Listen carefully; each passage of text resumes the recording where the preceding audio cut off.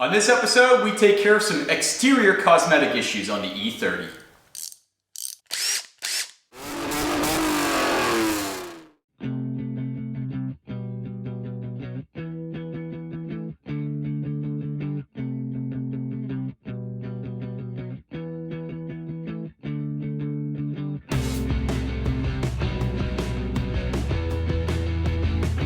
Welcome back to the Auto Obsessive Garage. Chadwick with you again for another installment of Project Beige Box E30.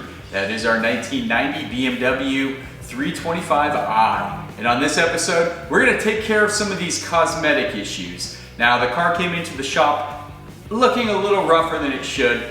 Some dings, some faded paint, all that kind of common stuff for a, 30-year-old car now? Yeah, we're all getting old, aren't we? But let's take care of some of those items today. The big pressing issue is the front valance obviously made some contact with something more than air at one point. So there's a significant dent there. We've got to try to straighten that, get that fog light in position, replace a brake duct, put a lower lip on the car, just get that iconic E30 front end back. While we're doing that, we'll also take care of the trim around the outside or the lower edges of the vehicle. That paint tends to fade pretty bad over time. Just sand, dirt, rocks, all that kind of stuff chips away at it. We'll restore that. And these old badges, it's a BMW, right? So we gotta flaunt those badges. So let's put some new OEM badges on. These old ones just aren't gonna cut it. And we'll start things off with one of the biggest jobs and one of the most time-consuming jobs, restoring these OEM wheels. The paint is faded, the center caps are completely worn. It's time to make this car pop again. So let's start off there, but overall, let's get this E30 looking the way it should. Let's get in the garage and get some work done. Here's what we're looking at for the 325i wheels. And as you can see, the closer you look, clearly the center cap is completely worn out. The wheels, still pretty clean overall, a little dust on them, but a nice shiny silver painted from the factory, but that paint is failing around these spokes. If you zoom in, you can see the kind of primer gray that's underneath. So that's just about every spoke, unfortunately. It's not shiny gray. So we gotta take care of that. Full repaint is in order. You can't just clean these up since they are painted. And if you look around the edges, fairly decent amount of curb rash. Yeah, they need some work. I've definitely seen worse, but here's our plan. We're gonna go ahead, take care of these edges, all the curb rash with my grinding tool, which is basically I use a Dremel with a sanding disc, get it nice and smooth. That helps a lot with how it looks since it is pretty chewed up, especially right up here.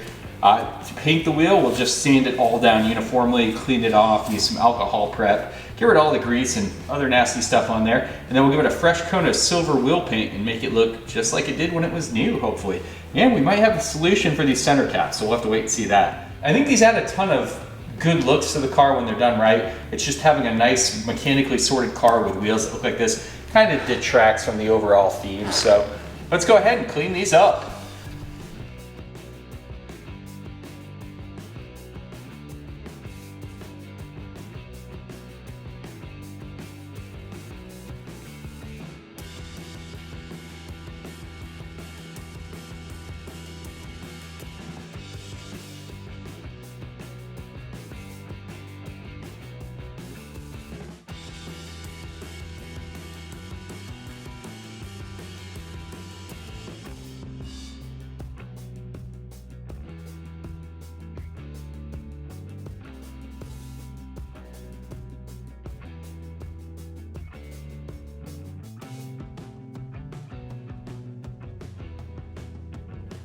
We've got our wheels all sanded up, ready for alcohol prep. So you want to make sure during this step you get every piece of grime, every piece of brake dust or anything you could have missed in the past, because anything you leave on there is going to create a real issue when you go to put paint down. So get in all these little nooks and crannies. This is going to be time consuming, but time spent here is greatly rewarding when it comes time to put the paint down. Don't worry about putting too much of this stuff down, it evaporates pretty quickly, but just make sure you're getting in all the grooves.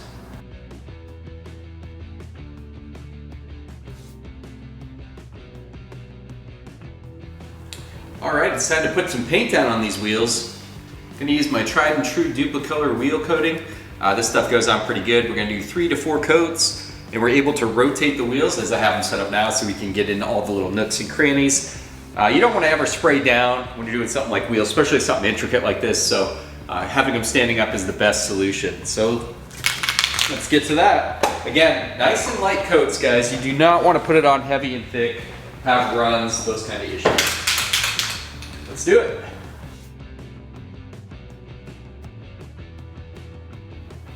I've just applied my 5th and final coating to all these wheels. Again, the secret was to do a full coat, nice light, even coat, and then rotate the wheel 90 degrees. I did that by tracking where the valve stem is and rotating it 90 degrees. That way I got every angle, especially on these bottle cap rims, just getting all these weird little areas you have to hit from different angles. So just keep rotating at 90 degrees, 5 good coats, and they look great. So we'll let them dry up really nice before we try to remove the tape or anything.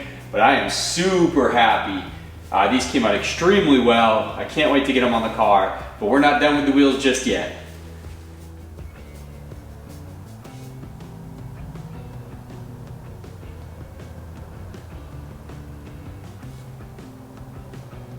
So, painting the wheels, restoring them back to their glory days, we can't just put these center caps on here. I mean, look at these things. Here's one with actual color still on it. It's just not gonna look good. You put these back on, they need to be cleaned thoroughly. And I've got some new OEM decals to put on them, so hey, why not? We're gonna go all in. Let's do it. You can see here, yeah, some of these are in, yeah, they're all in bad shape, let's be honest. That one's completely gone, that's cool. But yeah, what do you guys say? New OEM decals? Let's go the full 10 out of 10 experience on these wheels getting redone. And that's exactly what I'm talking about. OEM decals over cleaned up center caps, and that is looking extremely good. Check that out. Oh, is that gonna pop on these freshly painted wheels or what?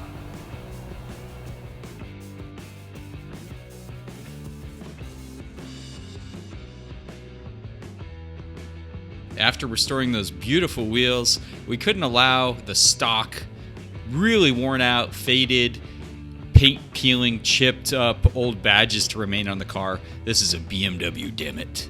So, of course, we're going to replace those with OEM units, making sure to source the correct one. That's pretty tricky to do. So once you do that, the challenge is there is a little inset in the hood and the trunk area that you need to fit the badge in, so it's got to be the right size.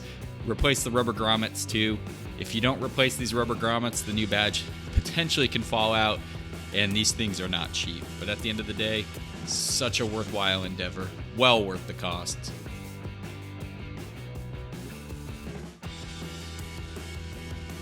This little E30 rolled into the Auto Obsessive garage with a little bit of a black eye, if you will.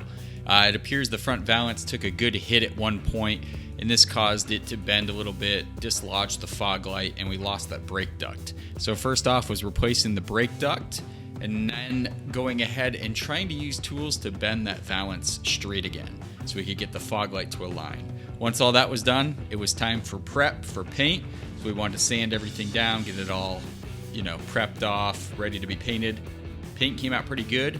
At that point, once it was relatively flat on the valance, we applied the OEM lip, which adds a lot and really completes this iconic front end. Yeah, not perfect, but it looks so much better than when it came in.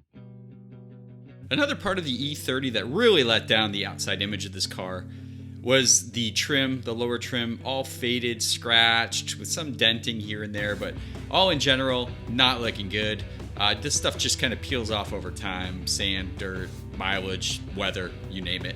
So it was time to bring it back. So simple as that, just cleaning it up, sanding it, taping it off, and putting new trim paint up, and it looks fantastic. This is one of those things that a little bit adds a lot to the entire car. This lower plastic trim piece was missing too out of the lower valance, so sourced an OEM one of those because of course we did, and it really completed the look. Looks great. Here's the part number in case any of you need this part. Well, we can't call this a restoration if we leave these old windshield wipers on here, so we better get those off of there. I think they just come off like so. I don't know if you can see this or not, but a good time to replace your wipers when the actual rubber part that sticks down is completely gone. On the E30 325i, at least for 1990, both happen to be 20 inches.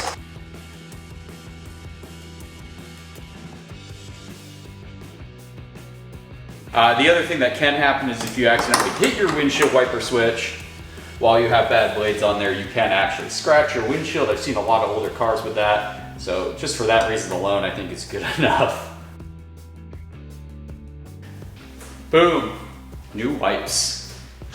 When you add up all the little cosmetic things we did to enhance the exterior of this E30 325i, it really does improve the overall picture, honestly. This car came in looking a little worn, a little aged, and now it looks absolutely fantastic.